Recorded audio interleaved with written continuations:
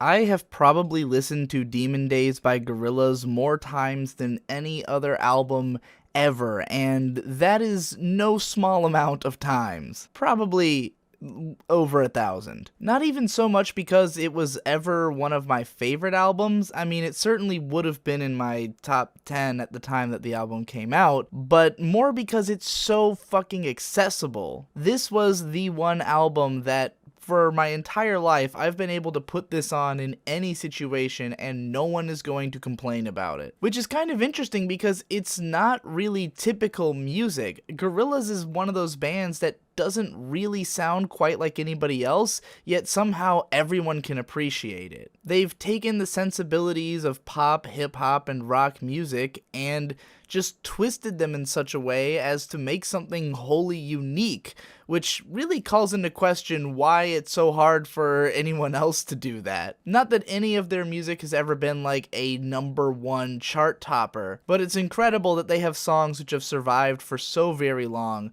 while being these kind of off-kilter different tracks from what is constantly popping up in the mainstream. Now, I got into Gorillaz really early. I was into their first album right when it came out because I had seen Clint Eastwood, and the fact that it had an animated music video was a really big deal. I've always been big into cartoons. I was never into anything live action as a kid, so having an animated music video made it connect with me instantly, and I wanted to know everything about this band. Now, as a kid, I was never really into rap music. I would say the only rapper I knew was Eminem because he was the only one on TRL for the most part. And most of the rap that I did hear tended to have more like sexually charged lyrics, which was really not my thing as a kid. Eminem, in spite of the fact that he's swearing constantly and saying all this edgy shit, his songs were also goofy and fun, and the videos were always hilarious, so it was a lot easier for me to get into. And then with Gorillaz, we've just got this animated video, and the lyrics,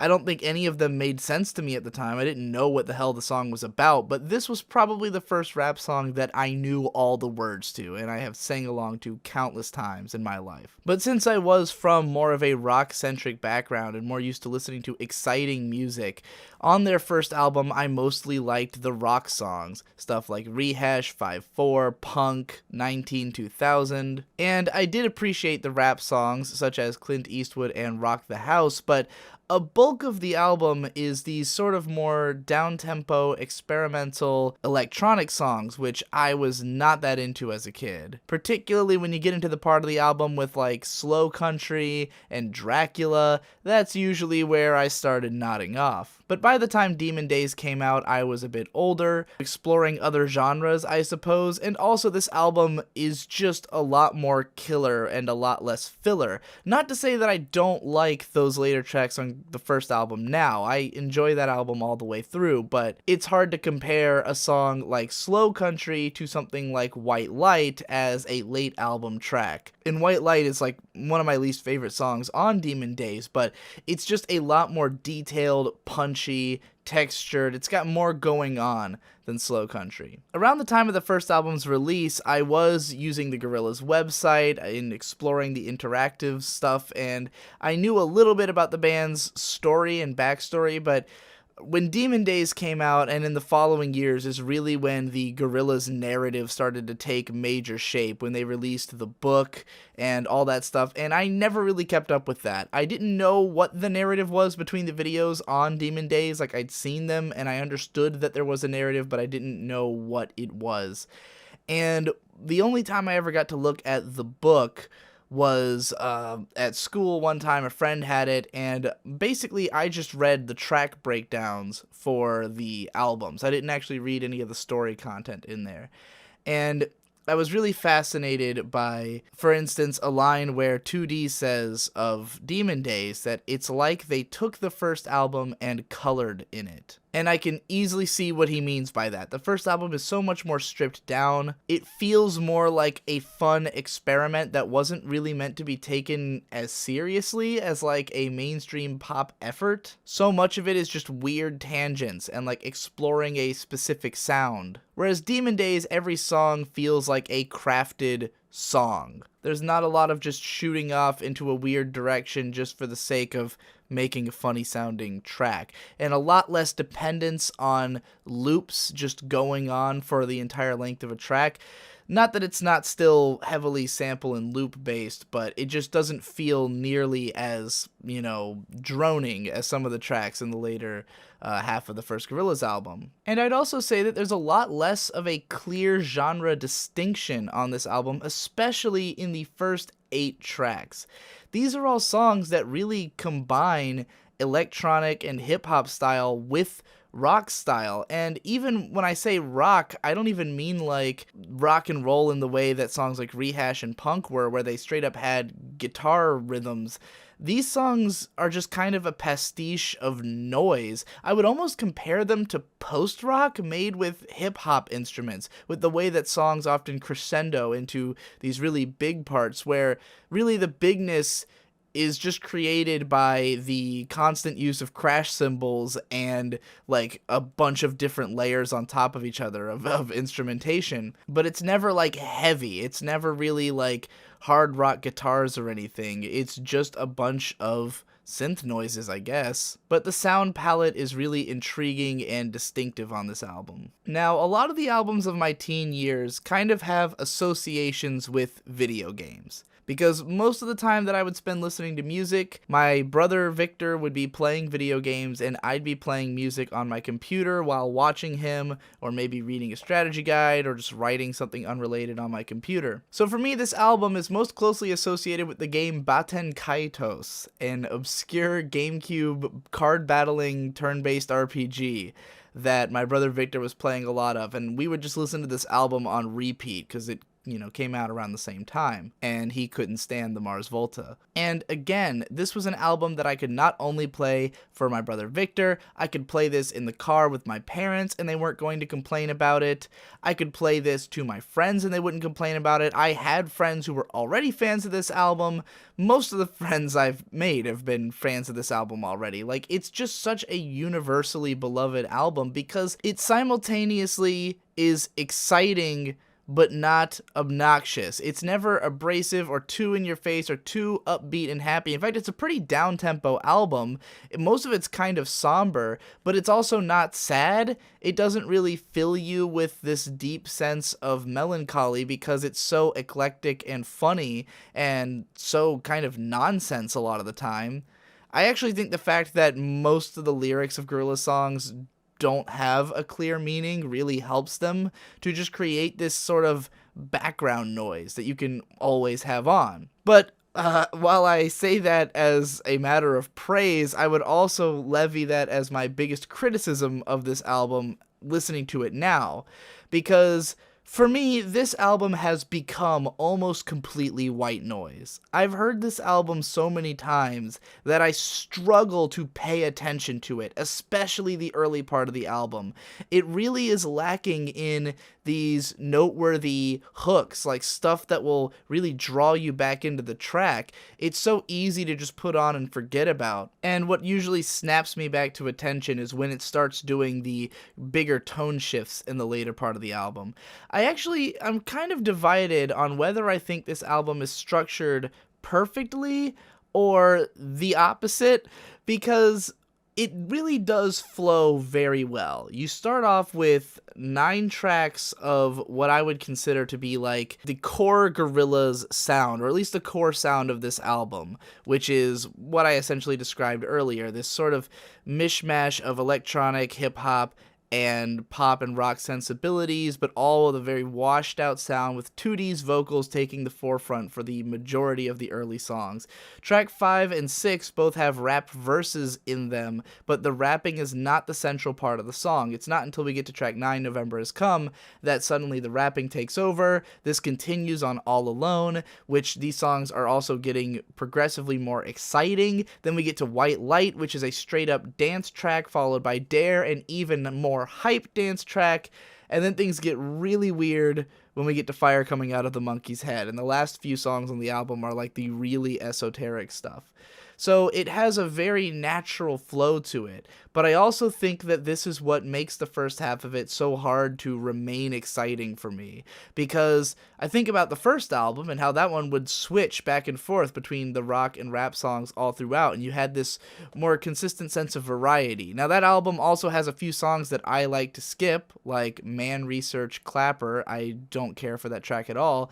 So I can't say like that one's a better track listing than this one, but I do think that if this was mixed up, if there was not quite such a consistent sound over the first half that then suddenly becomes really eclectic and experimental, and instead it was split throughout, it might have helped. And Plastic Beach does a better job of that, I think. So let's just dive into the track listing. We start with the intro, which is a good tone setter, even though it sounds nothing like most of the other songs on the album.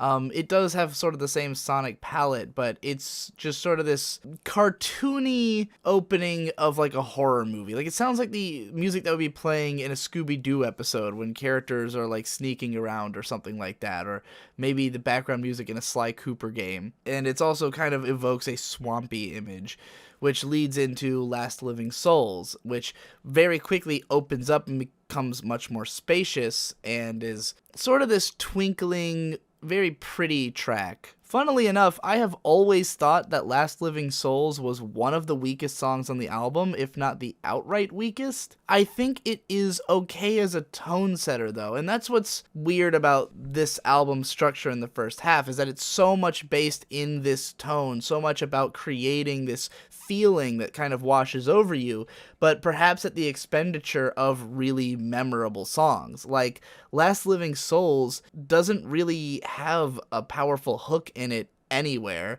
I wouldn't say Tootie's vocals are all that striking. It's mostly about these sort of glistening orchestral sounds that are in the higher register of the song that sort of lull you into this album. Like, again, I think it's a weirdly good... I've never minded it as the opener, even though I think it's like the weakest individual song on the album. It really just establishes the tone of the album. So yeah, I'm kind of divided on that track overall, but that leads into Kids with Guns, which is one of the more memorable songs. Obviously, the refrain by itself, Kids with Guns, is a highly evocative image, immediately lends this album some political side, which Gorillaz was always like political but not really clear about their politics. Like, their music seems to be anti-pollution in a big way, anti-war, and you can see some of this in their videos, but it's never outright protest music. It's not the kind of stuff where they're like saying, you know, directly fuck the government or something like that. The closest it comes to that is Booty Brown's verse on the song Dirty Harry, where he's very clearly speaking from the perspective of a disgruntled soldier in the Middle East. So, like, that's the only time we have, like, a more clear political message. Like, even the features on this album, aside from him, are never very clear about what the hell they're talking about. So Kids with Guns has a much better hook. It has a really catchy bass line. It's a song that's definitely designed to get stuck in your head, though I've always felt this song doesn't really go far enough for me. Like, it's a track that kind of plods along with the same couple of sounds, and then it kind of unceremoniously ends. I don't think it builds enough. It doesn't have a big enough climax. I realize I'm giving like a review of this album, which is perhaps strange because the Old Ass Albums cast would ordinarily be about albums that I just loved in my past and don't particularly have criticisms for. But the thing about this album is, again, I've just heard it so many times, and like when I was younger, I definitely recognized these issues with the album, but like it was also the only thing anywhere near like this I'd ever heard. Even these songs that I'm criticizing are still okay songs. You know, there's no bad songs on this album, in my opinion. They're all fine. But there's definitely high points and low points. And I think for me, when I was younger, like, I might not have ever cared about a song like Last Living Souls. I always thought Kids with Guns was more underwhelming than sort of the hype surrounding the song, because I feel like it's one of the songs that people particularly love from this album. But when you've only got 5 albums you're really listening to all the time, that's not enough to make it not the greatest album. And I think this is generally what happens to people. Why people become more critical as they get older is just having been exposed to more things, you know? Like, let's say that the only 2 really great albums I listen to are the Mars Volta and Gorillaz. And, like, I like the Mars Volta album more than the Gorillaz one, but there's not this order of magnitude between them because there's not 10 other albums that I also like more than the Gorillaz album, you know? Like, now, this album would sit, it's still in my top 100 albums, but it's on the lower echelon because I've just heard so much stuff that I like more than this. So at this point, my purpose is less to even explore, like, why did I love this album at the time, and more like, why have I fallen off with it? Like, why is it not still in my top 10? In a way that Francis the Mute, you know, still sits on a higher echelon of my favorites list. The album I covered last time, because I really had very few problems with it, which I noted the ones I did have. But anyways, from Kids with Guns, we go into Oh Green World. This was one of the songs I really liked when I was younger. I particularly was a fan of Oh Green World and El Mañana, probably because they are the more rock-oriented songs. They're the ones that actually have guitars. They've got a little bit more edge to them. And I really like 2D's vocal performance on these songs. I really like the way that there's multi-layered vocals, where in Oh Green World there's the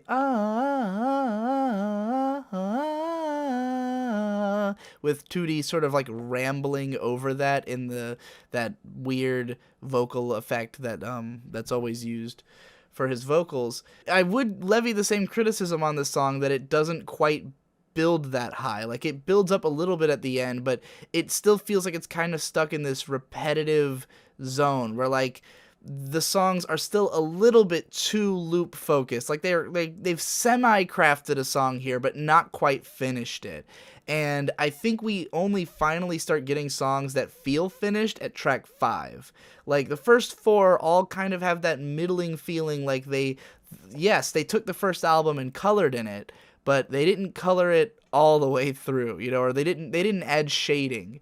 They start adding shading with Dirty Harry, I think, which is kind of a song in 2 parts. You've got the early part, which is just a sort of cutesy electronic, almost, I want to say it's like a dance song, but it doesn't have like enough of a thriving rhythm. It's just a very interesting sound. With 2D and a child choir singing over it. And then it sort of cuts into a harder version of the beat with the verse from Booty Brown, which I always really loved this verse when I was younger. Again, I do think it's maybe a little bit too direct in its politics. Like, it's a lot more, hitting you in the face with the point, but I love the guy's voice and flow on this song.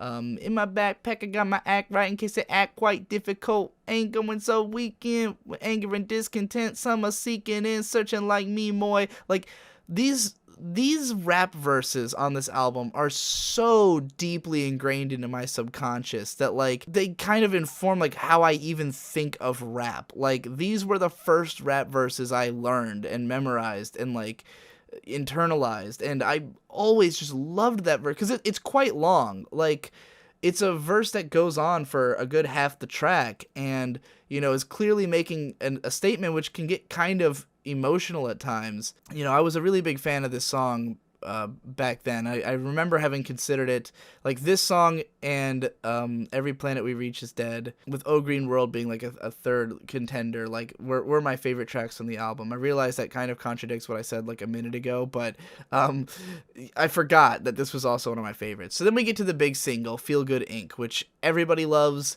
It has a super insanely memorable bass line. It has a great chorus, and it has this interesting format where it breaks back and forth between the hip-hop segments and these sort of ukulele-driven calming passages with where they sing the chorus. And that back and forth is really interesting. And you've got De La Soul bringing this really weird rap verse that doesn't seemingly mean anything. And, like, even 2D's vocals on this song are, like, semi-rapped in the early part, where he's doing the, you know, city's breaking down on a camel's back and all that. Then you get into the weird rap. Then you go to, again, the calming part. So really there's 3 sections of the song, and then you've got like the manic laughter over parts of it, which yeah, all of it. There's even a hook. Like there's both a chorus and a hook, because the hook is just the feel good going throughout the song. Even the guitars, like I would say, God, every layer of instrumentation in the song is super memorable. Because the first thing you're going to notice is the bass. You're going to notice that boom, boo doo doom doom doom, boom, boo doo doom doom doom boom. Like, that's the part everybody remembers. But then when you go back to the song more and you hear the guitars, which are super memorable, the piano line is super memorable, like, it's just a perfectly crafted song. And it's not even that many component parts. Just all of them are that good. And again, there's a great rap verse in there. Now, I will say that I've always thought this song maybe didn't need to be quite as long as it is. Like, the fact that it goes back the last time to go back to the rap again, I feel like maybe they could have concluded it with the second peaceful segment or something. I don't know. The song does get a little bit repetitive once it's run its course, you know. But that's just me, and I still think it's a fantastic song. You know, I don't want to be too hard on it. Then we get to El Mañana, which this was a song I did connect with a lot when I was listening to this album as a teenager, because this is the only, like, outright sad song. Like, this whole album, you can read it as melancholy and kind of a little upset with the world. But El Mañana is the slow song. It's sort of the ballad. It's got lots of, again, really memorable melodies and instrumentation in it, a great beat. 2D is a lot more understandable. You can, like, understand what the fuck he's saying in this song. Very pretty chorus, one of the most memorable hooks on the album. I definitely listened to this a fuckload when I was an emotional teenager and cried. So, you know, this is where I feel like when I say that songs like, you know, Last Living Souls, O Green World, like, were not fully constructed, I have to wonder why weren't they more like El Mañana, where there's a very distinctive chorus that's very memorable, and as the song builds, we get these adding in, like, violins and shit that, like, really feels like a crescendo, and it's not even like a big epic one. Like, the song just kind of builds while keeping its low key, you know, feelings. But there's still a build-up, which I feel like those other tracks were missing. And then we finally get the real biggest build-up on the album with Every Planet We Reach Is Dead, which is still one of my favorite songs on the album. This one's got this really big, like, muscular beat on it, where it's hitting you with a lot of noise right from the start, and it's got, like, this weird southern twang to it, like southwestern twang, I should say. And yeah, it's pretty cool the way that the beat sounds, and then it kind of cuts down into these really depressive vocal performances from 2D before going back into its hype-ass beat. And I really like the way it goes back and forth between those. I like the way that the different vocal passages are like, significantly different. Like, you know, there's a repetition of one melody, and then it switches to a totally different melody later in the song before we launch into the biggest instrumental break on the whole album. And this is where we've got things building and building until a huge climax, very post-rock-esque climax, which has these, like, noodling piano solos going over it, or organ solos. I don't know what instrument it's supposed to be. It's obviously all digital, but there's just a lot going on. And I'm a big fan of huge, dense, epic, like, interwoven instrumentation. So this song always gets my attention back. And like I said, this album feels like white noise to me a lot of the time, but usually when I hear the end of Every Planet We Reach Is Dead is where I, like, sort of snap to attention, and from that point forward is where the album gets into more of its eclecticism and really takes off for me now. Like, this is the part of the album I really still enjoy to this day, starting with November Has Come, which essentially is just an MF Doom song, and I didn't know who MF Doom was at the time. I didn't hear any more of his music till probably a good fucking 10 years later. At least 10 years later. Like 2015, I finally found out about, like, other Doom songs. Have always loved the flow in this song. He sounds really good, and I think the beat matches his voice perfectly. And I'm not the biggest Doom fan. Like, having listened to his stuff now, I don't really care for like Mad Villainy because the style of beats just doesn't work for me. I haven't liked a lot of what I've heard him rapping over. And his sort of word salad style, to me, like listening to more songs after November Has Come, I really feel like it loses its luster for me. Where like a lot of his songs, a lot of his songwriting is just about like technicality and putting together a bunch of fun sounding phrases and words. In that book I talked about before, the Gorillaz book, then it's described that how November Has Come came about was that he literally was trying to see how many rhymes he could fit into one verse. Like just string together as many rhymes as possible. And you can tell because the lyrics don't fucking make any sense. And like as a one-time thing, that's a lot of fun. But hearing other songs where he does the exact same thing, I was kind of like, oh, like it was more special when I thought it was just this one track. But again, any rap on this album is deep in my subconscious. So I still walk around to this day and just randomly I'll just be like walking down the street and I'll be like, slow down some, don't split, clown bum, your gold hit sound dumb, hold it now, crown 'em. Where you found them at? Got round town, coulda drowned in it, woulda floated, bloated, loaded, sugar coated, loaded, hip shooter, draw for the core, free coffee at the banks. You know, like it's so deep in there that I can't criticize it for anything. And this song's got a great beat, great MF Doom verses, and a great chorus that's eminently memorable. So like again, this feels like a complete song in a way that a lot of the album hadn't up to this point. But then whereas November Has Come is one of the more chilled out, like kind of a, I want to say it's more of like a weed song in a way. It reminds me of something like the song Nah Nah on Chance the Rapper's Acid Rap. Like it's that kind of tone, just like this laid back spewing bullshit kind of tone. But the total opposite is achieved on All Alone, which has this really bombastic, like crazy beat and these haunting, weird vocals of 2D going like, all alone, all alone, all alone, all alone. I can't do it because it's done with like vocal fucking, effects, but like, it sounds really cool and really weird and eclectic again, which is one of the strengths of the Gorillaz early stuff. And then we break into yet another like totally out there fucking rap verse that I have no idea what it means, but it's way deep into my subconscious.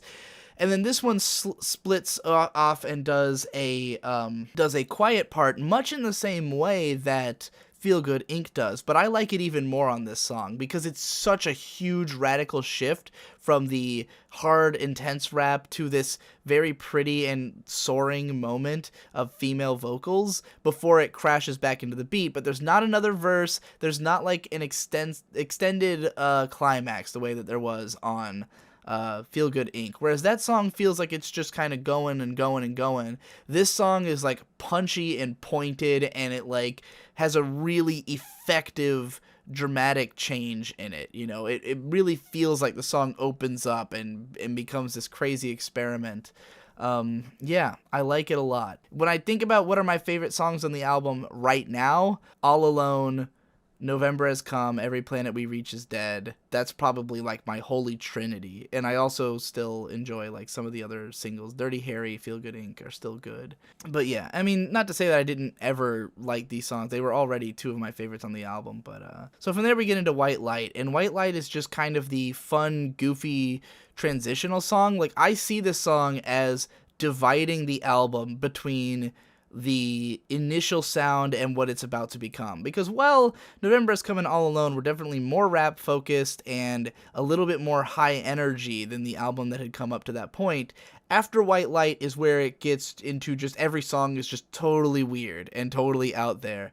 And, White Light is clearly just meant to be a fucking fun album break track. Like something that's not taking itself seriously in the way that the album kind of has been. Because this is a heavy album up until this point. Like heavy tonally. You know, none of it's just been like fun except for maybe November Has Come. Like none of it's just been a outright farce until White Light, where the only lyrics are white light and alcohol. So like it's clearly a fucking dance party song, and it's good. I like the way it shifts over the course of the run, but it's not the most memorable track on the album. And it's followed immediately by Dare, which is this really big, like, disco pop dance song that is a ton of fun, and it's splitting between female vocals and Sean Ryder, who's just kind of a hype man, I guess. Like, he's just kind of this rambling, drunken British guy who's hyping up in the background. It's a really fun track, great music video, you know, like, this is just meant to be a cool dance song, and I think it succeeds at that. It's a great pop track. I'm kind of almost surprised it wasn't bigger on the radio, but I suspect that has to do with the sheer Britishness of it.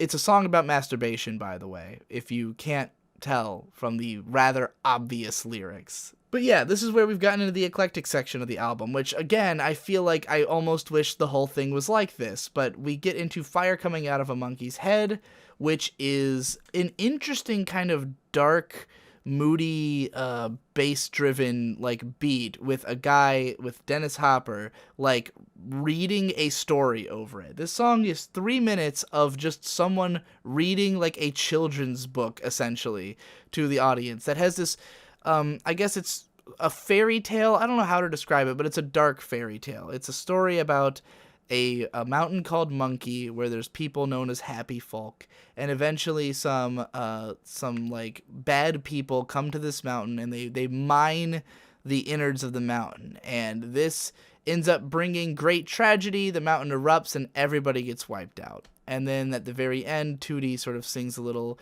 outro over some acoustic guitar.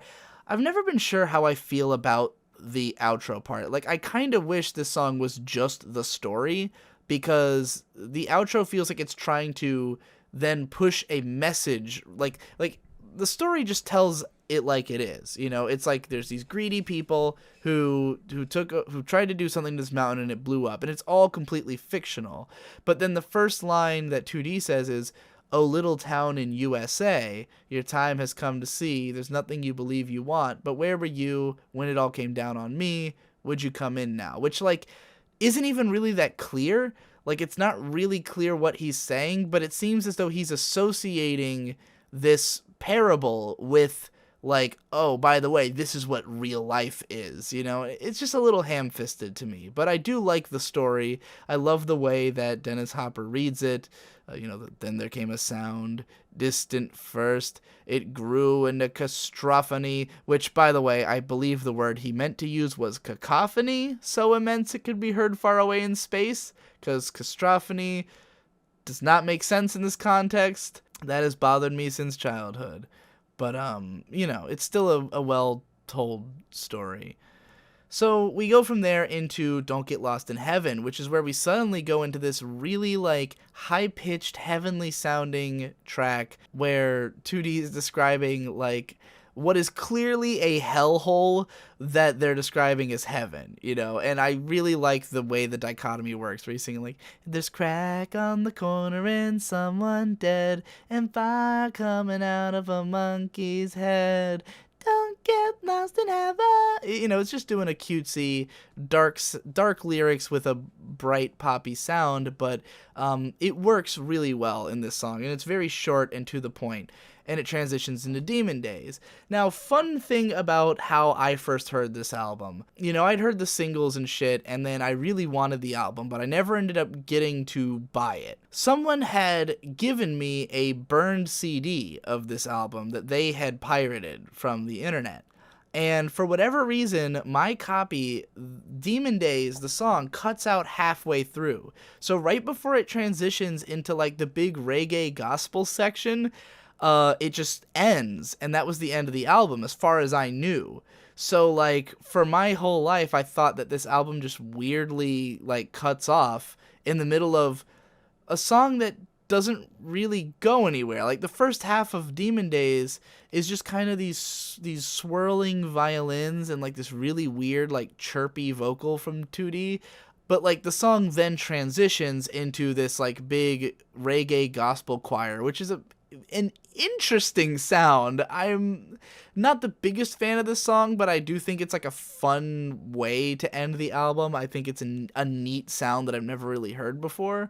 But nonetheless, I had never heard it until, like, probably 5 or 6 years later. So I spent like 5 years not knowing about the second half of this song and just thinking that this album kind of weirdly tapers off. But yeah, that's Demon Days. And I still think, like, I kind of wish that we had gotten like another album with this sound, but just better constructed songs overall. Like, there's still a bunch of great songs in this album. I still think it's a solid album, but I just feel like a song like Last Living Souls, the sound of the track is really interesting, but the structure is not. And there's not a great hook, and there's not great, like, it's not super memorable. I would love to hear that song, like, remade, or another song with that kind of sound.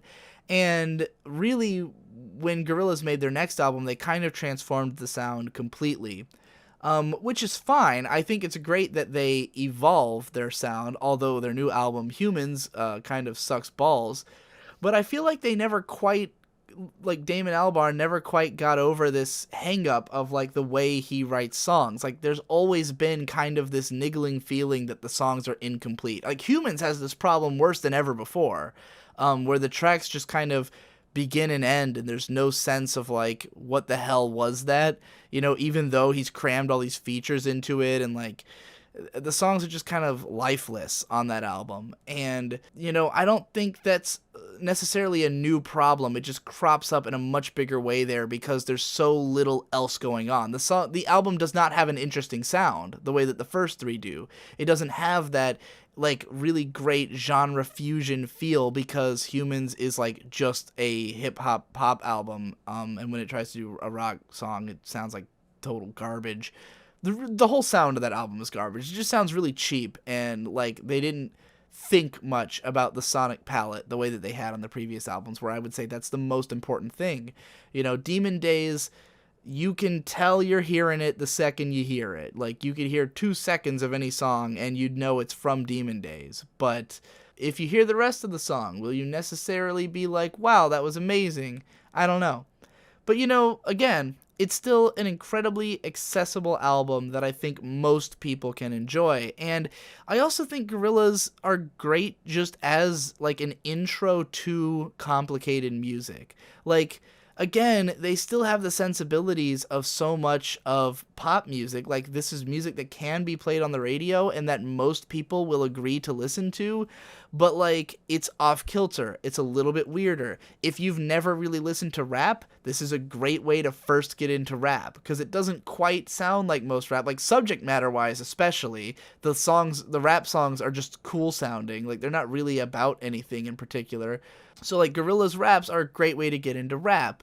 Gorillaz, like, electronic music is a great way to get into electronic, and, like, just to hear a more experimental sound, to, like, appreciate a broader palette than what you're used to appreciate, like, just, I don't know, experimentation in general. And I remember one time that I was, like, trying to find music recommendations online, and I was describing the idea that, like, this is around the time of these albums coming out, I was describing, like, I want more albums like the Mars Volta and Demon Days where there's just a lot going on. Like, that's what I was looking for in music, was more stuff happening. And this album was what made me realize that. Because, like, the Mars Volta's album was just overwhelming, but, like, Demon Days, I would listen to it over and over again, and I would just pick up on little things I hadn't noticed the first time. I'd pick up on, like, an instrument in the background that I hadn't realized was there, or a little complexity in the melody that I hadn't noticed before.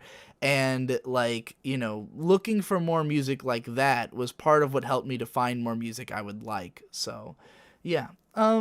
Overall, a very important album, I think. And, again, one that allowed me to bond with many friends and people who might not want to listen to the crazy-ass abrasive shit that I usually listen to. So that's all for this episode of the Old Ass Albums cast.